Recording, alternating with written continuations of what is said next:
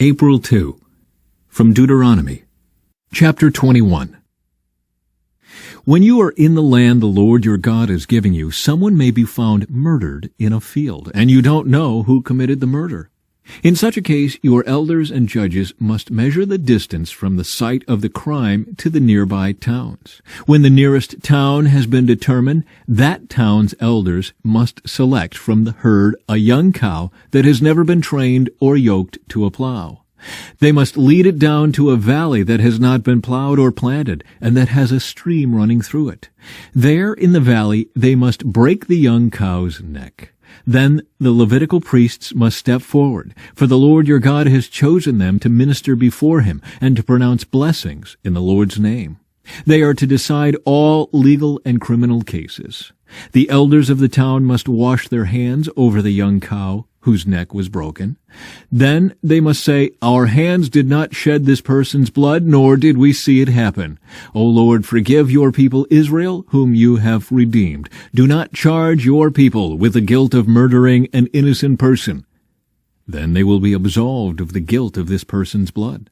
By following these instructions, you will do what is right in the Lord's sight and will cleanse the guilt of murder from your community. Marriage to a captive woman.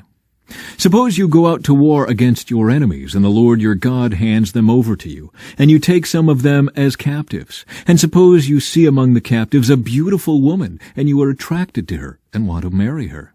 If this happens, you may take her to your home, where she must shave her head, cut her nails, and change the clothes she was wearing when she was captured. She will stay in your home, but let her mourn for her father and mother for a full month. Then you may marry her, and you will be her husband, and she will be your wife.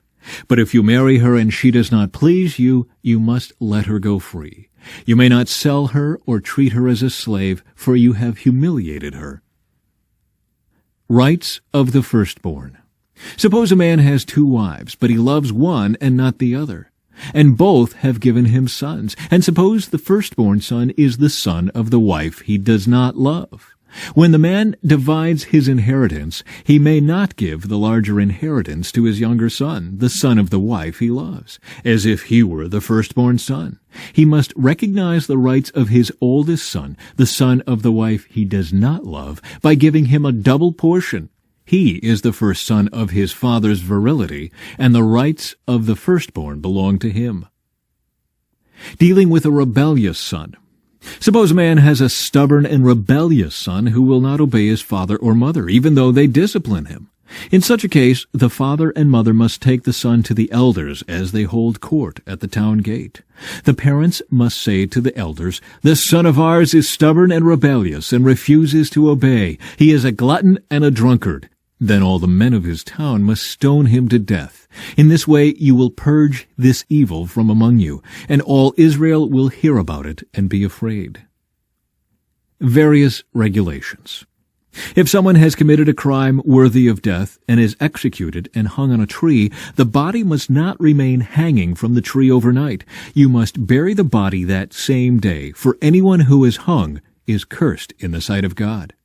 In this way you will prevent the defilement of the land the Lord your God is giving you as your special possession.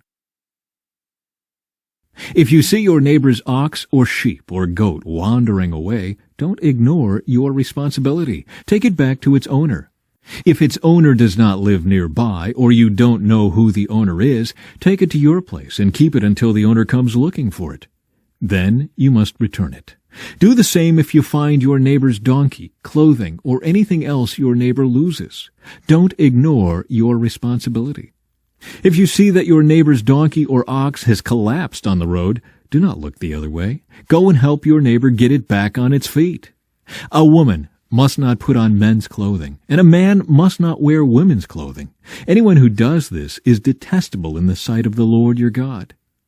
If you happen to find a bird's nest in a tree or on the ground, and there are young ones or eggs in it with the mother sitting in the nest, do not take the mother with the young. You may take the young, but let the mother go, so that you may prosper and enjoy a long life. When you build a new house, you must build a railing around the edge of its flat roof. That way you will not be considered guilty of murder if someone falls from the roof. You must not plant any other crop between the rows of your vineyard. If you do, you are forbidden to use either the grapes from the vineyard or the other crop.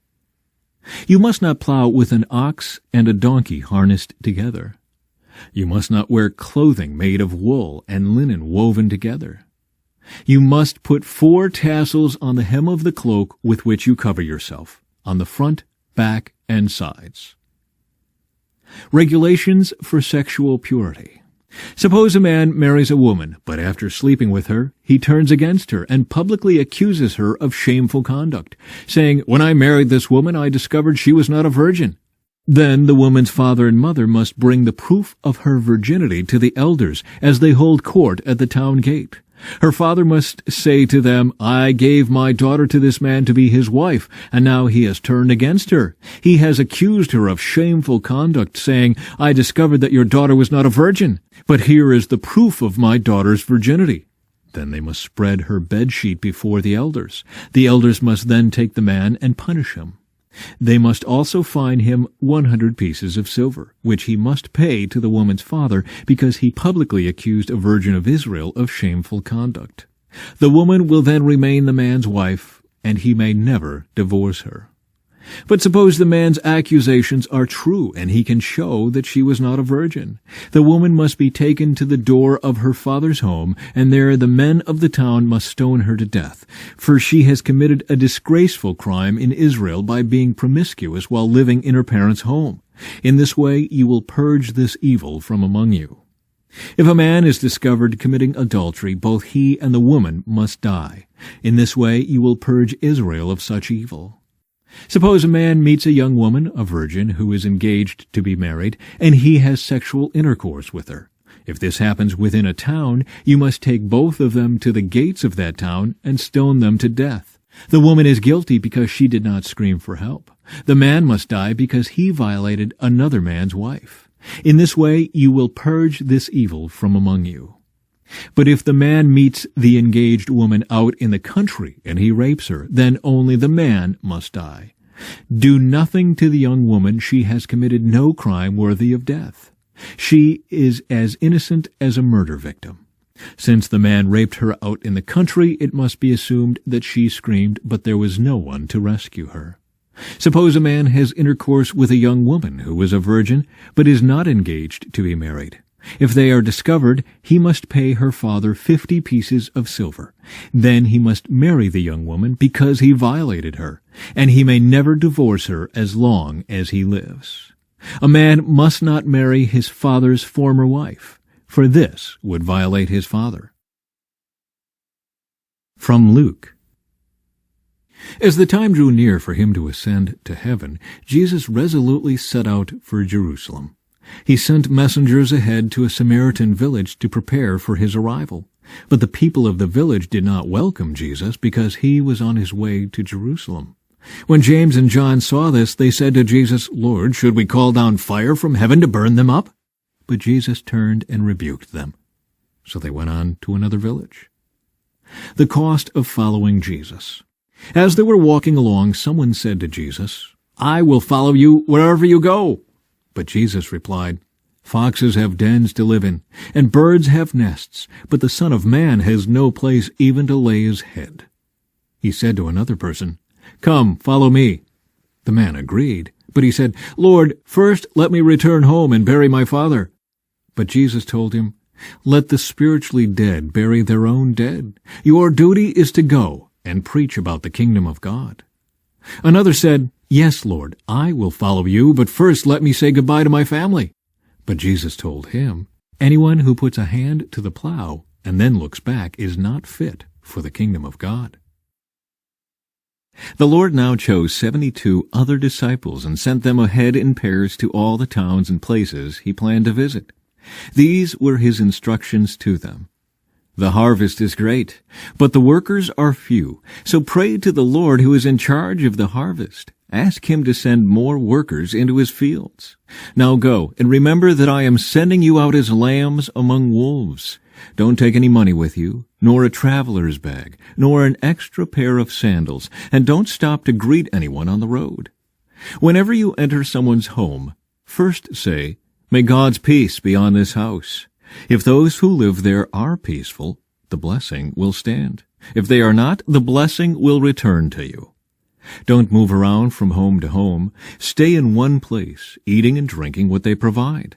Don't hesitate to accept hospitality, because those who work deserve their pay. If you enter a town and it welcomes you, eat whatever is set before you. Heal the sick, and tell them, the kingdom of God is near you now. But if a town refuses to welcome you, go out into its streets and say, we wipe even the dust of your town from our feet to show that we have abandoned you to your fate. And know this, the kingdom of God is near. I assure you, even wicked Sodom will be better off than such a town on Judgment Day. Psalm 74.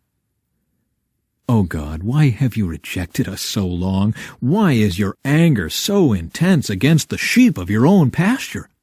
Remember that we are the people you chose long ago, the tribe you redeemed as your own special possession, and remember Jerusalem, your home here on earth. Walk through the awful ruins of the city. See how the enemy has destroyed your sanctuary.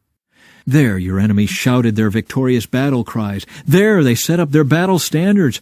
They swung their axes like woodcutters in a forest. With axes and picks they smashed the carved paneling. They burned your sanctuary to the ground. They defiled the place that bears your name. Then they thought, let's destroy everything. So they burned down all the places where God was worshipped. We no longer see your miraculous signs. All the prophets are gone, and no one can tell us when it will end. How long, O God, will you allow our enemies to insult you? Will you let them dishonor your name forever? Why do you hold back your strong right hand? Unleash your powerful fist and destroy them. You, O God, are my king from ages past, bringing salvation to the earth. You split the sea by your strength and smashed the heads of the sea monsters. You crushed the heads of Leviathan and let the desert animals eat him. You caused the springs and streams to gush forth, and you dried up rivers that never run dry. Both day and night belong to you. You made the starlight and the sun. You set the boundaries of the earth, and you made both summer and winter. See how these enemies insult you, Lord. A foolish nation has dishonored your name. Don't let these wild beasts destroy your turtle doves. Don't forget your suffering people forever. Remember your covenant promises, for the land is full of darkness and violence. Don't let the downtrodden be humiliated again. Instead, let the poor and needy praise your name. Arise, O God, and defend your cause. Remember how these fools insult you all day long. Don't overlook what your enemies have said, or their growing uproar. From Proverbs. A hard worker has plenty of food, but a person who chases fantasies has no sense.